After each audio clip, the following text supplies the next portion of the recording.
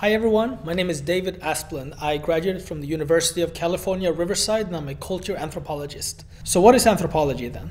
Well, anthropology is a holistic discipline, meaning that we're trying to understand people from all sorts of perspectives. And mainly when we talk about anthropology, it's divided into four disciplines. You have culture anthropology, physical anthropology, you have archaeology, and you have linguistics. They are meant to help us understand people from the past and present. In anthropology, the idea is that we want to make the familiar strange and the strange familiar.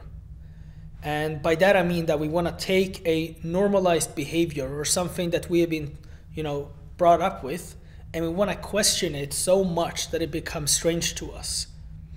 And at the same time, we want to understand other people. So even though it seems strange, we listen to other people in order to understand, so the strange becomes the familiar. In this talk, I'll be speaking about why Black Lives Matter choose to protest despite during the pandemic. And I'm going to use an informative talk to do so.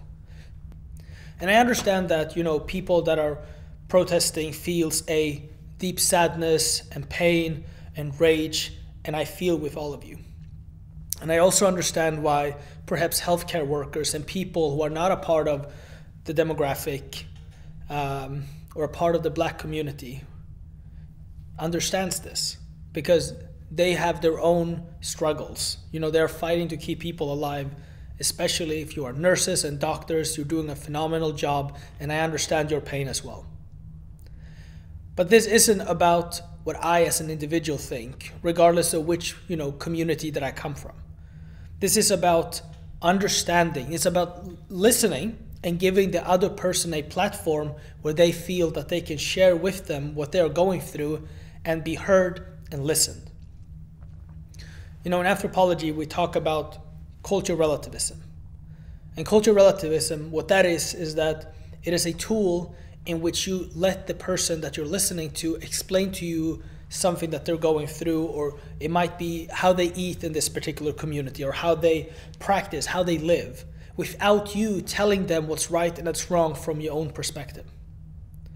Opposite of that, you have ethnocentrism, which is the idea that there's a hierarchy to how to do things, where your worldview, where your culture is objective, it's universal, everyone must do it. You are cultured and civilized, and all these other people are stupid if they don't agree with you, or they are barbaric, or they're primitive. Moral relativism, lastly, is your own values, your own sort of beacon that you have been given, that guides you through life, what decisions are right and what decisions are wrong. So what do we do then? You might think that, well, more people are suffering, not just Black folks. So why shouldn't we care about the Arab community or the Asian community? Well, the idea is that, you don't have to agree with one person or one community and not agree with the other. But the problem becomes when you use one community or one issue as a catalyst for another demographic. For example, let's say your partner, comes home after work and they've had an awful day. And the first thing they tell you is that I've had the worst day ever. I feel really bad. You don't turn to them and say, well, I've had a bad day too, so we need to talk about my bad day. Yes, your bad day matters, and it should, and I'm sorry that you had a bad day, but it's not the main issue. You shouldn't use your partner or your friend or your family or other people's issues as a catalyst and make the primary issue secondary so that you can focus about yourself. Be bigger than your own emotions. And I think that's the problem that keeps happening, is that we don't listen to understand. We listen to make it about ourselves, because somehow we have rationalized that our issues and our problems are somehow more important. Right now, my mom is combating a very critical cancer. And I'm not able to see her as much as I would like, which I'm sure many of you can relate to. And if you think that I wouldn't be devastated if she caught COVID because people are out protesting, you are wrong. But it's not about me. It's not about my mom. It's not about just my family. You can't use your own individual opinion as a holistic and objective truth. I can still be devastated, if my mom caught COVID. But I can still sympathize with people out protesting because there are reasons why protests are happening. And getting educated on the subject matter is important. Reading up on Jim Crow, reading up on the prison industrial complex, reading up on how gerrymandering is preventing minority communities from creating change in their communities. These are important topics that needs to be read upon and educated about so that you can understand when other people are sharing their struggle with you.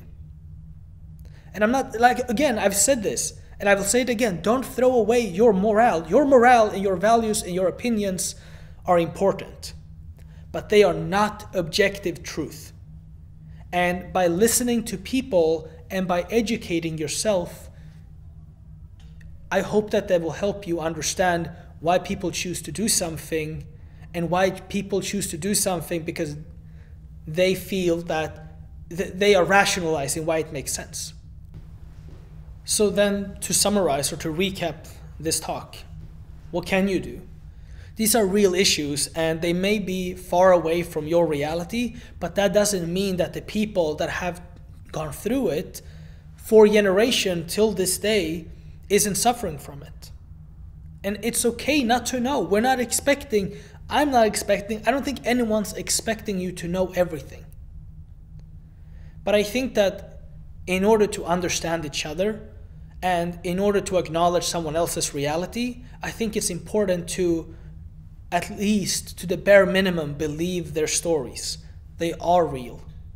And it is, and it has been damaging and targeting Black folks, which is one of the main reasons why I think that despite the pandemic, protesting during it is still happening. So with that said, I would like to thank all of you for tuning in to my TEDx talk. My name is David Asplund, and thank you.